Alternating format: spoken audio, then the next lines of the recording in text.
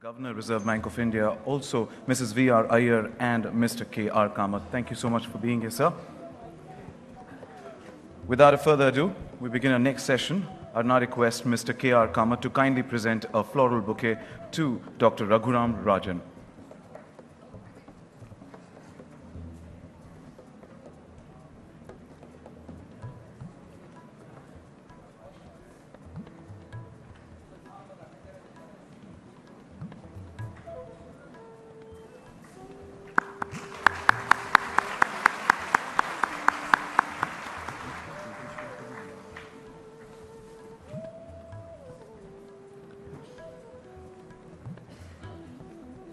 May I now request Mrs. V.R. Iyer to kindly deliver her welcome address.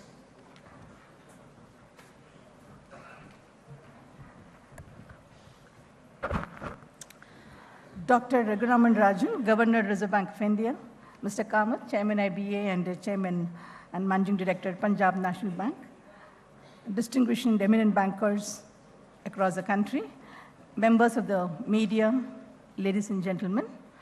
It's my proud privilege to welcome Dr. Rajan, Governor RBI, to the BANCON 2013. Dr. Rajhuram Rajan needs no introduction to this august gathering.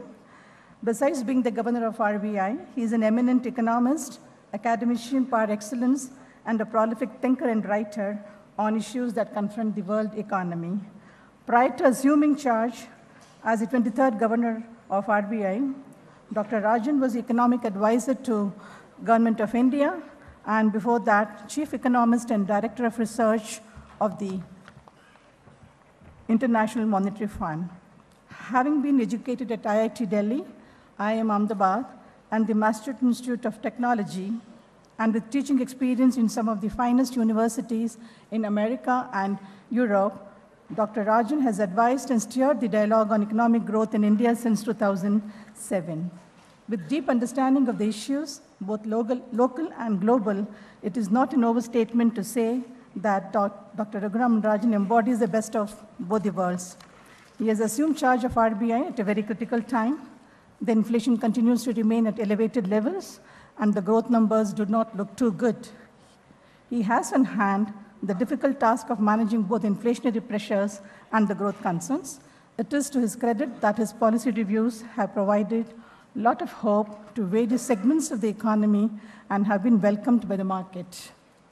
It's a reflection of markets' faith in him that the markets scaled all-time high last week and are ruling at over 20,000 despite the financial uncertainties all around.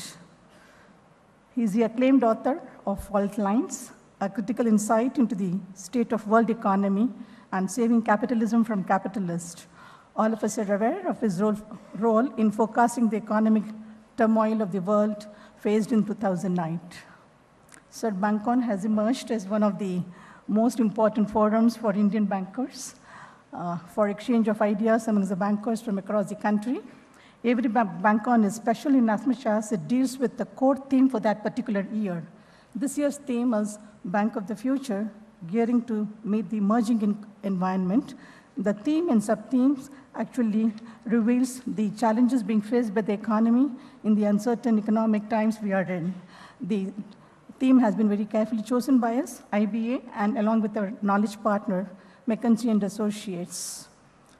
Through various sub-themes, this year's BANCON will attempt to delve deep into these issues and hope to come up with solutions that would be very relevant for continuation of banking in India on safe and prudential basis. We are indeed honored by your presence here and look forward to listening to your thoughts on the issues that face our industry, not only in India, but also globally. So the floor is yours. Thank you.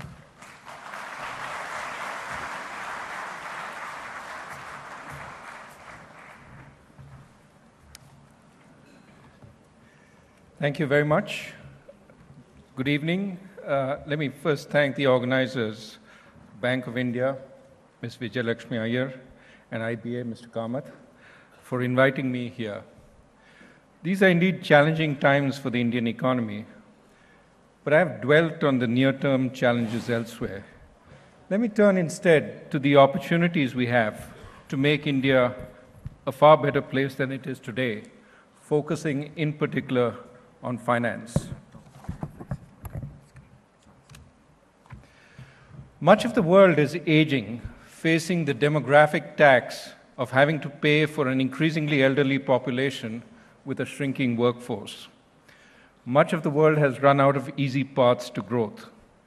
Having built infrastructure everywhere and exploited natural resources to their fullest, many countries are left now with building bridges to nowhere to stimulate growth. Much of the world is also well-educated, well-fed, and well-connected through roads, telecommunications, and finance. Now, India is unlike the rest of the world. Our population is young, our infrastructure inadequate, and too many Indians are poorly educated, poorly fed, and poorly connected. But that is precisely why our low-hanging opportunities for betterment are plentiful in the coming years. All we need to do is to pluck them. So, if it is so easy, why aren't we there already? This is an important question, but I don't want to go into the political economy of underdevelopment today. Suffice it to say that India is battling the internal interests that held it back in the past.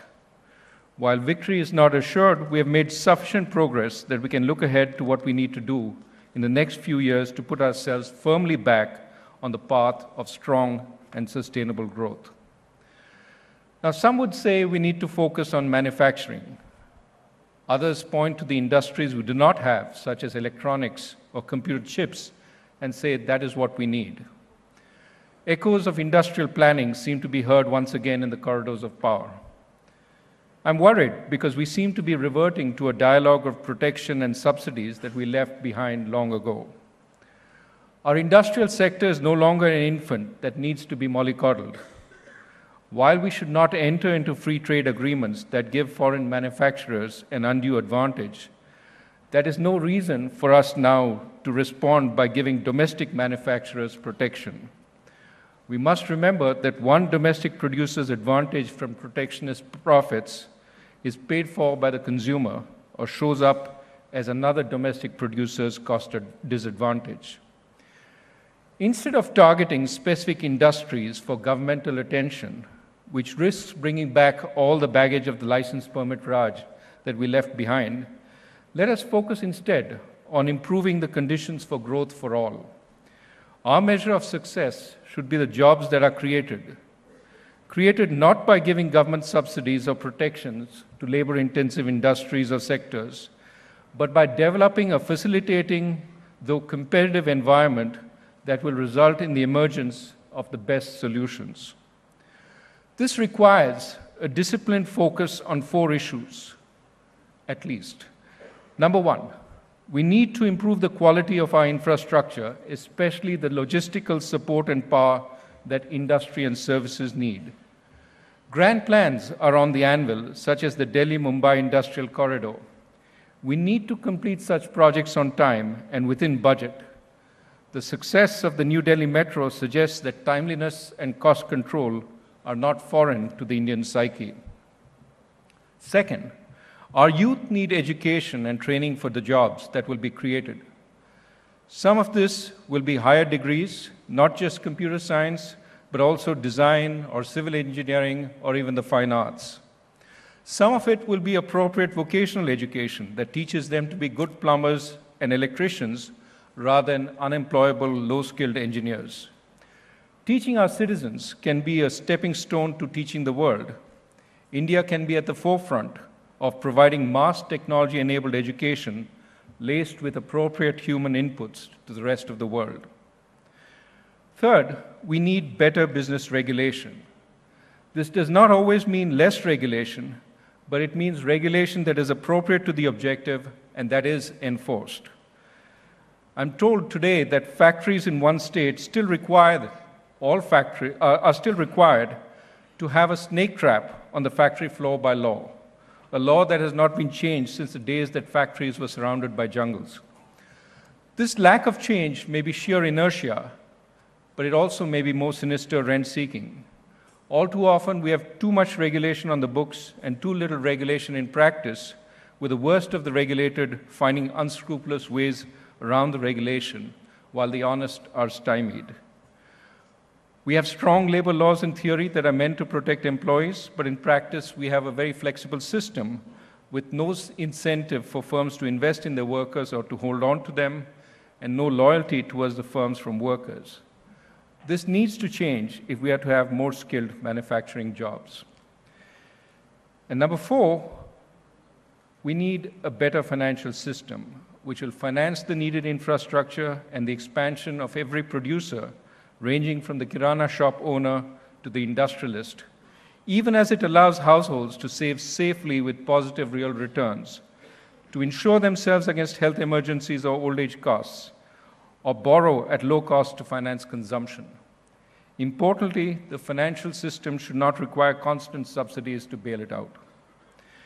In the rest of this talk, I want to focus on what we at the Reserve Bank are doing to improve the financial system. We plan to build the Reserve Bank's developmental measures over the next few quarters on 5 pillars. These are, first, clarifying and strengthening the monetary policy framework. Second, strengthening banking structure through new entry, branch expansion, encouraging new varieties of banks, and moving foreign banks into better regulated organizational forms. Third, broadening and deepening financial markets and increasing their liquidity and resilience so that they can help allocate and absorb the risks entailed in financing India's growth. 4, expanding access to finance to small and medium enterprises, the unorganized sector, the poor, and the remote and underserved areas of the country through technology, new business practices, and new organizational structures, some of which you see around you displayed in this conference. We need more and better financial inclusion. And number 5, and perhaps an important aspect at this time, we need to improve the system's ability to deal with corporate distress and financial institution distress by strengthening real and financial restructuring as well as debt recovery. Let me elaborate a little on these measures before concluding. We are among the large countries in the world with the highest consumer price inflation, even though growth is weaker than we would like it to be. Much of the inflation is concentrated in food and services, though yesterday's WPI numbers suggest there's some in intermediate goods also.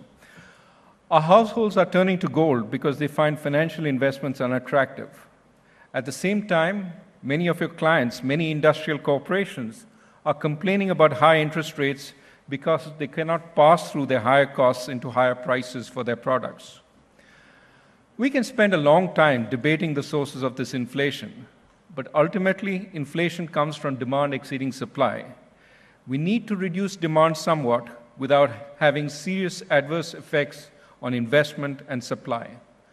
This is a balancing act which requires the RBI to act firmly so that the economy is disinflating, even while allowing the weak economy more time than one would normally allow for it to reach a comfortable level of inflation. The weak state of the economy, as well as the good Kharif and Rabi harvest, will generate disinflationary forces that will help, and we await data to see how these forces will play out. No single data point or number will determine our next move. I think the market understands what we're trying to do, but we need a more carefully spelled out monetary policy framework than we currently have. We have a committee currently which is studying this. The Dr. Urjit Patel Committee will report by the end of December 2013, and we will take actions following that report. We have already announced measures to free bank branching and to incentivize foreign banks to incorporate domestically. Going forward, we have to give our public sector banks, which are a national asset, the means to improve their competitiveness. Many of them have made enormous strides in the last decade. For instance, the extent to which they have digitized their operations, adopted core banking solutions, is extremely praiseworthy. But because competition in the banking sector is likely to increase in the next few years, our public sector banks cannot rest on their laurels. In the coming months, we will discuss with stakeholders in the public sector banks about what needs to be done to help them improve their stability, efficiency, and productivity. I have said we need to enlist markets. We need to deepen them. We need to make them more resilient. But ultimately, we need to enlist them in the aid of banking. Liquid markets will help banks offload risks they should not bear, such as interest rate or exchange risk. They will also allow banks to sell assets they have no comparative advantage in holding, such as long-term loans to completed infrastructure projects, which are better held by infrastructure funds, pension funds, and insurance companies. Large and liquid markets will help promoters raise equity, which is sorely needed in the Indian economy to absorb the risks that banks otherwise end up absorbing. Rather than seeing markets as being inimical to the development of the banking sector, we have to see them as complementary. Of course, this requires many of you bankers to build on your risk management capabilities so that you can use the markets effectively and safely. In the coming weeks, we will roll out more recommendations of the Gandhi Committee report to improve the liquidity and depth of the GSEC market. Once we feel more comfortable with the GSEC market, we will turn to money markets and then to corporate debt markets. We will introduce new variants of interest rate futures and products like inflation index certificates. Those are already on the anvil, but we'll also look at other products. And we will continuously work to improve liquidity in the derivative markets and foreign exchange markets. We have to reach everyone, however remote or small, with financial services. Financial inclusion does not just mean credit for productive purposes.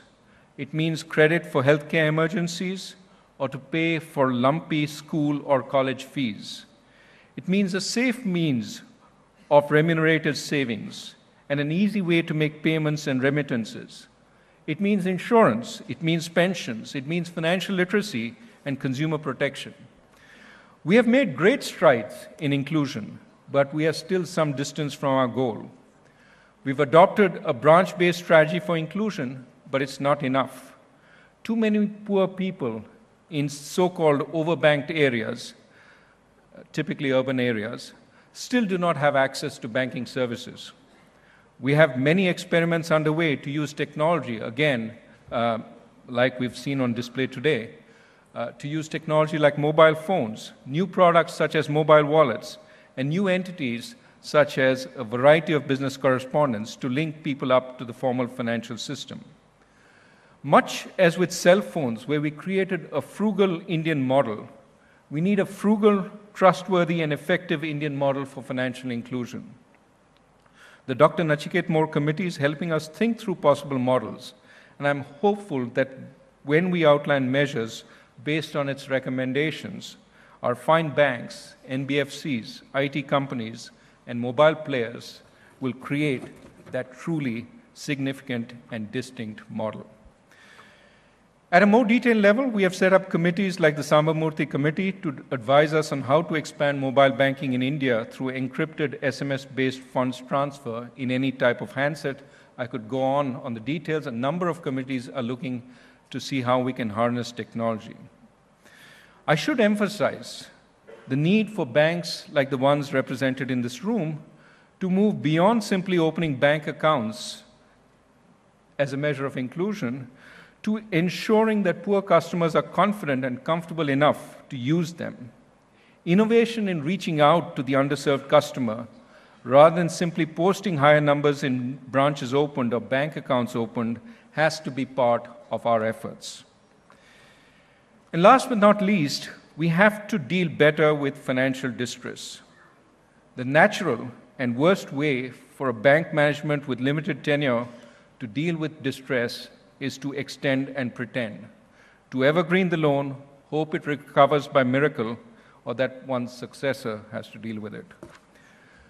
The natural incentive for a promoter to deal with distress is to hold on to equity and control despite having no real equity left, and to stand in the way of all efforts to resolve the underlying project while hoping for an act of God to bail him out. Not all promoters and not all bankers succumb to these natural incentives, but too many do. We have to ensure that the system recognizes financial distress early, takes steps to resolve it, and ensures fair recovery for lenders and investors. We could, of course, wish for a more effective judicial process or a better bankruptcy system, but while we await that, we have to improve the functioning of what we have. In the next few weeks, we will announce measures to incentivize early recognition, better resolution, and fair recovery of distressed loans. We will focus on putting real assets back to work in the best use, something the economy sorely needs. Here again, you bankers have a critical role to play by fighting the natural incentives that are built into the system. You have to help those with genuine difficulties while being firm with those who are trying to milk the system. The RBI will help you with every measure at our disposal. Let me conclude. We are going through a period of great cynicism about what India can do. That cynicism does not just permeate the foreign press and their audiences, but also infects our domestic debate. Every policy is greeted with suspicion and scrutinized for evidence of malfeasance. With no upside to making decisions, it is no wonder that decision-making has slowed, and by decision-making, I include also the genuine, legitimate process of taking risks in making loans that every banker has to undertake. We have to take those risks, and those risks cannot be viewed from an ex-post perspective based on whether the project succeeded or failed. The solution to this kind of environment, to dealing with it, cannot come through inaction, but through action. Action that is seen as purposeful, unbiased, and effective. No doubt mistakes will be made, but if the weight of clean actions builds up, the miasma of suspicion that pervades our society today will ebb. The Reserve Bank of India will play its part in making this happen. Thank you.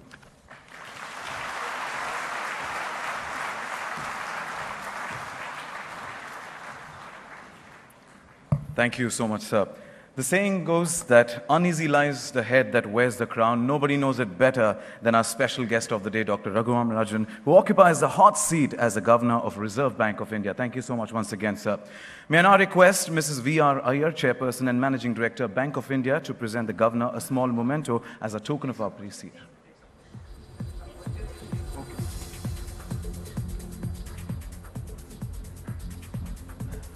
The floor is open for Q&A. Yeah. The governor has agreed to take a few questions. Yes. Can somebody pass on the mic there?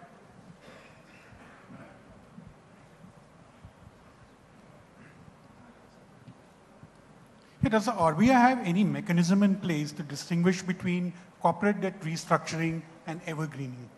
Because we are very apologetic about corporate debt restructuring, saying that conditions are very adverse, therefore there are legitimate reasons for restructuring. But how do you actually draw the fine line between what was called evergreening earlier and debt restructuring? I think it is, to some extent, fairly hard to draw a very clear line. But I think you would argue that evergreening is when you're trying to hide the problem.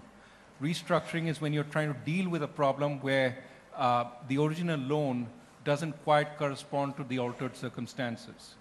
Restructuring is a legitimate attempt to deal with changes that have happened since the loan was made. Evergreening is trying to ignore the problem, to hide it, and sort of make loans to paper over mistakes that were made. Now, getting more precise than that, I think is hard on the spur of the moment, but clearly it's an important distinction we have to draw. While I think from an economic perspective, genuine restructuring is warranted in a number of circumstances, evergreening is something that only postpones the problem and creates larger problems for the future.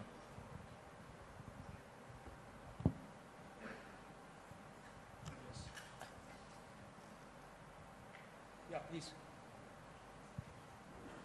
So thank you very much for your comments. My question relates to PSU banks. Does the system of moving very senior management around the various banks for sometimes very short periods reduce accountability and reduce a long-term approach to risk management, particularly as to lending? It's a very good question. I understand this is a practice in public sector banks. There are some virtues. There are some difficulties associated with it. I think this should be part of a longer-term dialogue on whether it helps or it hurts. I don't know at this point enough about this to comment in greater detail, but it is an issue that has come up on a number of occasions, and I think we should have an honest discussion about it.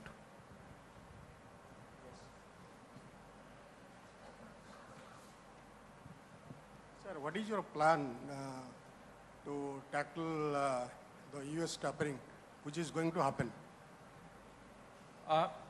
I think that we can sit on the edge of our seats and keep worrying about tapering. Is it today? Is it tomorrow? And the Fed will go back and forth, and we'll hang on to every word that Ben Bernanke says or Janet Yellen says. To my mind, a more useful, productive way of us using our time is to look at our own domestic issues, the problems we have, and focus on cleaning them up. My sense is that when the world sees us dealing with whatever challenges we have and moving on, that takes care of a lot of apprehensions. That if we keep looking outward rather than looking inward at this point, we may get distracted from our true mission, which is deal with the problems that we have. And I think the finance minister this morning talked about some of the issues that he's dealing with. I've told you some of the issues that the RBI is dealing with, but we need to focus on resolving our problems. And that is the best way, to my mind, of dealing with tapering. I will say that we are in a better position now, partly because of the current account deficit having come down significantly, not just in the government or the RBI's perception, but in analyst perception since perhaps July. But also, I would say that an added sort of benefit during this time is we've sort of demonstrated we can raise resources if need be. And so I think that's also a valuable addition relative to where we were in May, June. And I'm focused on what we need to do domestically at this point.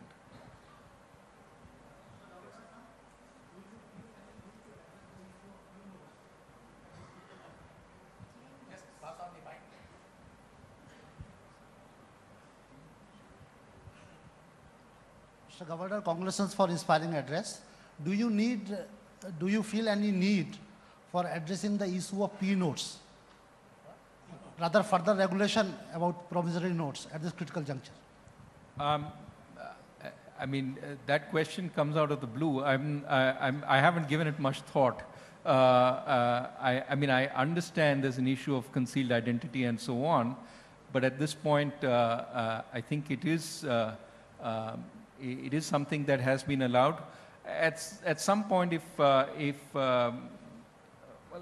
me leave it at that. I'm not sure it is a major issue right now. At some point, it will perhaps come on the table. Right now, it's not the central issue I'm focused on. I hope to ask later. Yes.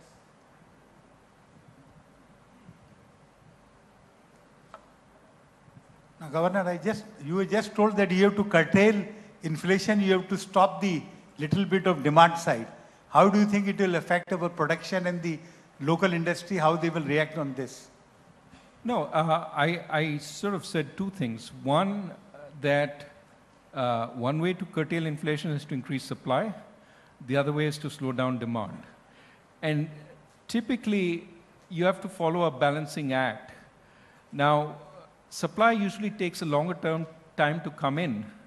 And you can tolerate higher inflation until it comes in. But of course, inflation itself has negative effects on people's incentive to create supply. So this is really a balancing act.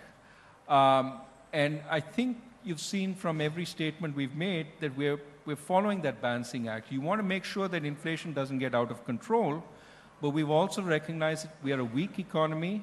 That weak economy itself helps somewhat in inflation. In other words, demand is also weak.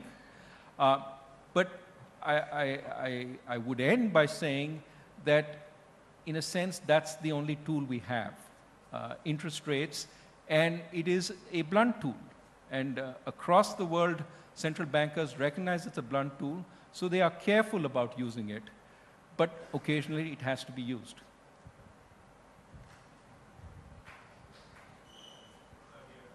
Yes. Sir, it's a little informal question.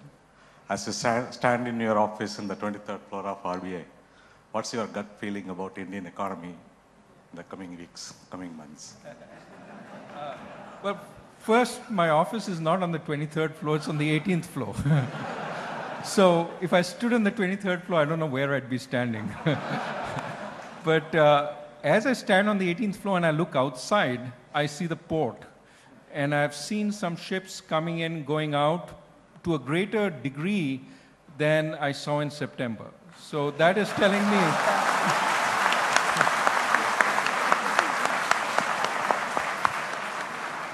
That's telling me exports are picking up. That's good news. But let me be more serious. I mean, we are, I don't want to make forecasts of growth and pound on the table and saying we are in a period of recovery. We are in a period where we are sort of struggling to pick up. There is some evidence of good news, but, you know, for example, the IIP numbers don't confirm that we are in a period of strong recovery. We have to wait and see. I'm hopeful, as I've said before, the monsoon is going to help. The exports are going to help. And perhaps these projects that have been cleared by the CCI as they come on stream, that will also help. I'm very, very enthused by the strong growth in power. Power has many positive spillover effects through the economy, especially, for example, if power comes into the power-starved south. That will be very helpful for growth. So we'll see. I don't want to make projections right now. We'll take any growth that comes. Sir, Governor, sir. Sir, even as you spoke about, restructuring of assets in order to protect economic value and where there is viability going forward, will the RBI be open towards having a relook at some of the stricter norms which are supposed to kick in from 2015 in respect of restructured assets? I think one has to be very clear that we shouldn't meddle too much with the accounting. What we should focus on is getting the real asset back on track. And if there are impediments in the way of doing that, we will look at that and help as much as we can. We've been talking to a number of stakeholders and trying to figure out the best way forward. As I said, we will announce some measures very shortly.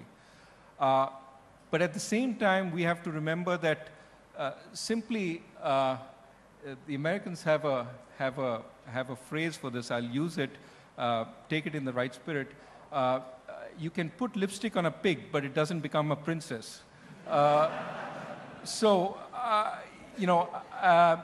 Dressing up a loan and showing it as restructured, rescheduled, call it what you will, and not provisioning for it when it stops paying is an issue. Whether it's helpful or not, it goes back to the question somebody else asked about evergreening. I mean, anything which postpones a problem rather than recognizes it is something that perhaps is to be avoided. But what we have to do is make it easier to recognize a problem and to deal with it. And we are very focused on measures that will help recognize that problem and help deal with it. Yes, go ahead. Governor, sir. Governor, sir, as regards new banking license policy, how the new banks will be structured from the cloning of existing public sector undertakings? From the cloning of how the new banking license policy will protect from being cloned of the existing public sector banks? Oh, I think the RBI has given a number of guidelines and is hoping that the new bank proposals meet those guidelines. We have a committee looking at it, the Bimal Chalan committee. While it's looking at it, I don't want to comment on what we hope to see them do, etc. I have no doubt they will do a fine job. I think they will take into account the import of your question, how do these new BATs add value, but let me not prejudge what they're going to say. We'll take their report as and when it comes.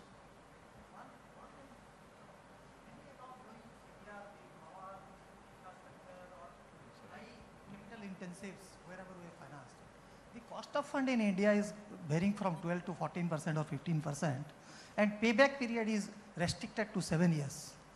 Although we understand at the outset that COD is not going to achieve or that, but people are trying to fit it within 7 years, and that is the reason that it gets structured for 2 times or 3 times.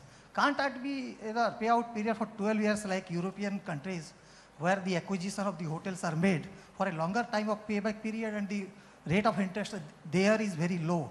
Here, when the rate of interest goes that and it falls another 2% of the penalties and it goes to the very, very stress within a very initial period of wherever the institution, hospitals and the hotels you see, where huge capex are there. And we understand that, can't it be a door-to-door 12 years like that with a consistent rate of things, so that the lesser account goes to the CDR and the things will improve. That is one way of thinking. No, I hear your concern. First, on the interest rate, I mean, let me just say this, and I understand the concern, but if you subtract 10.1%, which is the CPI inflation we had in the last reading, from your 14%, your real interest rate is 3.9%. That's about as much as they have in Europe also. So it's not so much the interest rate. I understand the real interest rate some businessmen don't like to consider because their inflation, the inflation they face is different from the inflation the consumer faces. We can get into that debate, and I understand that concern. But on the issue of the maturity of the loan and whether we can allow for longer maturities and so on, we are exploring those issues. Just as a corollary to what he asked, with the country being dependent on more on the infrastructure to kickstart the economy, would it not be better for RBI to consider or allow the banks to raise resources through long-term tax-free bonds? I mean, you know, this is where you reach the limits of my my knowledge, because I'm not sure whether we are supposed to allow you or whether the finance ministry is supposed to allow you on tax-free bonds.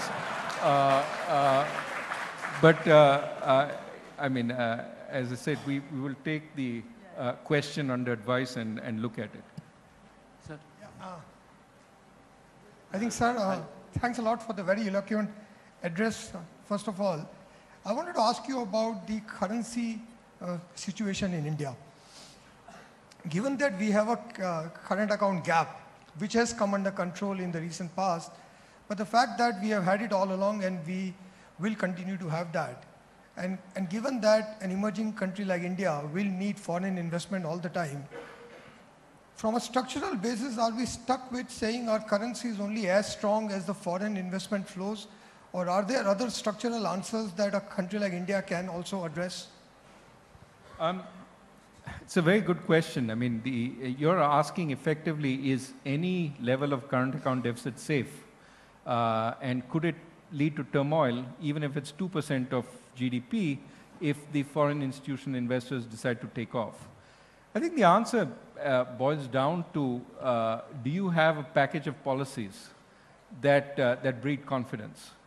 But I think the more sort of serious implication of your question, which I've raised at international fora, is you know, a current account deficit of 2.5%, if that we think is a safe level and run it for some time, could easily slip into 4 or 4.5 because of circumstances that might be, you know, unfortunate, accidents. A Supreme Court ruling or 2. These things could shift the balance quite quickly, and then you move from stable territory to dangerous territory. Does that then mean that you should be running a current account deficit of only half or 0, because 2.5 is too dangerous, you could slip? And I think the international community has to look at this, because the alternative then is to for countries to have enormous reserves so that they can support a current account deficit of 2.5%. But in order to generate those enormous reserves, you have to go into surplus. And then you follow the export-led growth path that a number of other countries in Asia have led. I think this is a concern for the international community. If everybody decides to build surpluses, who's going to run deficits? And if we've been a good soldier and not focused on sort of maintaining a hyper-competitive exchange rate, are we going to pay the price through this kind of volatility? This is a question that the international community has to consider. What kinds of insurance mechanisms do we have for countries? Not us, we have our own reserves. I think we don't have a problem, but a smaller country which suddenly looks like it's running out of reserves when shocks hit. Sir. Congratulations, Governor. Sir, good evening. My name is Rajan, Axim newspaper. From September to November, the price of essential commodities have come up like anything. Can you do something to control it?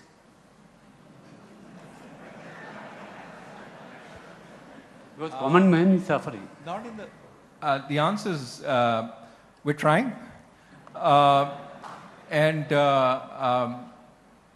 You know, the comments earlier was, I think the nature of the comments earlier was we shouldn't try too hard, but I think your comment suggests that we should. And as I said, we are very focused on controlling inflation because it hurts all segments of society, but particularly the poorer segments. But more important, and this is something that people are not paying enough attention to, it creates a disjuncture between investors, producers, manufacturers, and consumers or savers. The saver today sees too low an interest rate because inflation is very high. And that's why you see savings migrating to gold. The producer sees too high an interest rate, which is why there are complaints about very high interest rates from industrialists. And part of the reason there's this disjuncture between the two is because high inflation. We have high inflation. I think we need to bring down inflation. I very much hear what you've said, and that is very much a focus on the RBI. Can I promise you low inflation in the next few months? No. The control of essential commodities over a month or two is primarily something that supply side effects can create. The good harvest hopefully will bring down the price of grain, potentially of vegetables. But I think over the medium term, that is 6 months to a year, our efforts can have some effects. And I would hope that that would have some effect on inflation. Thank you, sir. Young India needed a young governor, and India has achieved a lot in last few days since you assumed. My question pertains to Club of 50 has achieved a great height in terms of Sensex or Nifty, and this 50 doesn't need equity. The companies which went on drawing board in 2006, 7, 8 are struggling today, and that's the infrastructure. And I think we lack equity in there, and the banks can't support on a greater note. Can RBI or necessary steps be taken, some kind of a bond market or a junk bond market, where retail participation of local capital markets can support like equity these projects? Because right now, if public want to participate, I don't think so they can participate at a retail level for these kind of bonds. Thank you. Very, very good question. First, don't judge me by where the Sensex is. It goes up and down. And I don't want to claim credit for it going up. I don't want to claim credit. I don't want to accept blame for it going down at some point. No, but the broader point in your question is very right. That as we deal with the current challenges, we have to create mechanisms for the future, sustainable mechanisms. And as you point out, one of the important mechanisms we need to create for sustaining the $1 trillion of infrastructure we need over the next 5 years is precisely a corporate bond market. So we need to create the mechanisms. Some of that is very mundane, more liquidity, a yield curve, things like that. Others involve institutional change, such as a good bankruptcy law, which allows investors in lower graded bonds to feel protected. So there's a lot of work to be done, and I think it's very early days. I don't think we have done a lot so far. We need to do far more in the coming days to make the financial system more resilient. But I'm hoping that as we deal with the current challenges, we create the bridge towards that, that more resilient future that you're talking about. So I'm hopeful, very hopeful that we can do it. India is obsessed with India as a country is obsessed with inflation of late. And the world is talking of taper, deflation, various other kind of, east or west, both sides. Can India, possibly something like Volcker did, Fed governor, India can ever achieve something of that nature to break the inflation? I think, as I said, controlling inflation is a balancing act. You have to focus laser-like on controlling inflation, but you also have to be conscious that some of the work is already being done for you by a relatively weak economy. Now,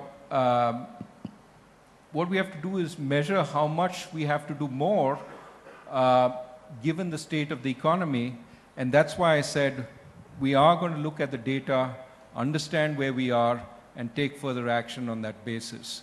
So let me leave it at that. I think our views on inflation are very clear, and I don't want to elaborate much further. Sir, this question is on financial inclusion. Today it's been a hot topic right from morning. My question to you, sir, is that in developed countries, the financial inclusion is largely met by institutions similar to credit unions or housing societies. You know. And in India, we have a large chunk of institutions like urban cooperative banks. So instead of bringing in new institutions, can we not leverage the existing infrastructure which we have already created for the last 50, 60 years and address the issues facing this sector? For example, it's suffering from dual regulation, and probably nobody wants to take accountability for regulating these institutions. With some sound independent regulator like what we have in US, a separate regulator to regulate the credit unions, can we not have a similar strong regulator with good sound AML standards?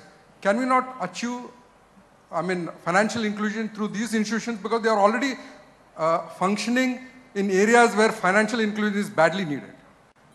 So what's your thought process on that, sir? No, I think there's room for both. I think we definitely have to work to strengthen the capabilities of our cooperative banks, whether they're urban cooperative or in rural areas. And we should do what is necessary, and part of that may require taking a second look at split regulation. But I also think that there is scope for new ideas, new structures, new institutions. And I don't think we should be scared of competition. I think competition will help actually increase value for the customer, which ultimately we're all focused on, and also will help improve efficiencies in all the institutions. And so I take your point that we have to help strengthen the cooperative movement, and that will be part of our agenda. But I don't think that strengthening the cooperative movement means that we should not allow new institutions to emerge. Let me stop there. Thank you very much, everybody, and good luck on the conference.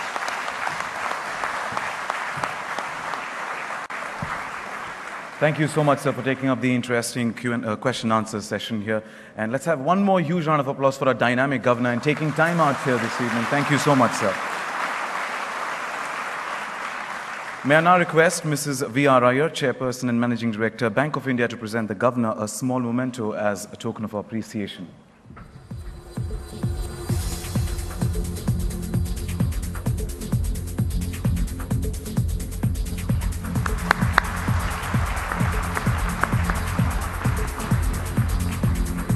Thank you, ma'am. Thank you, sir. And now I request Mr. K.R. Kamath to propose a vote of thanks.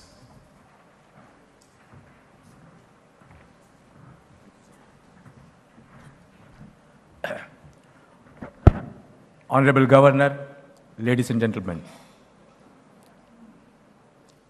at the very outset, I'm thankful to you, sir, for agreeing to participate in this event. In fact, when me and Madam Iyer went and met you and requested, you said that, yes, it's time that I should talk to the bankers. It will be around 2.5 months since I would have taken over, and I should have got a good grip of what's happening. That was your spontaneous remark, and you have clearly demonstrated that in these 2.5 months, you have got the grip on the things, and you have started doing things. It's said that winners don't do things, different things, but they do things differently. You have started doing it differently because we are used to certain type of things. You are doing it, but you are doing it differently, and this difference is bringing in what is expected today. You are taken over at a very challenging time, and I was telling in the morning that this challenging in the Chinese way is said as interesting time. So there are a lot of expectations from you, and as everybody has, we bankers also have a lot of expectations from you, sir, because we are going through a lot of pain now, and we want somebody to soothe us now. I don't want to keep the wish list to you now, but I'm very happy that you have started the dialogue with the bankers at the Indian Banks Association. I'm sure that as we go along, we will get engaged from IBA with you in much larger way to see that the Indian banking sector and the financial system is made very resilient. I should, on behalf of the entire banking community, thank you very much for taking out your very precious time. And the huge round of applause is to tell you that, sir, we are all with you to see that we turn the economy and we see the good days at the earliest. Thank you very much.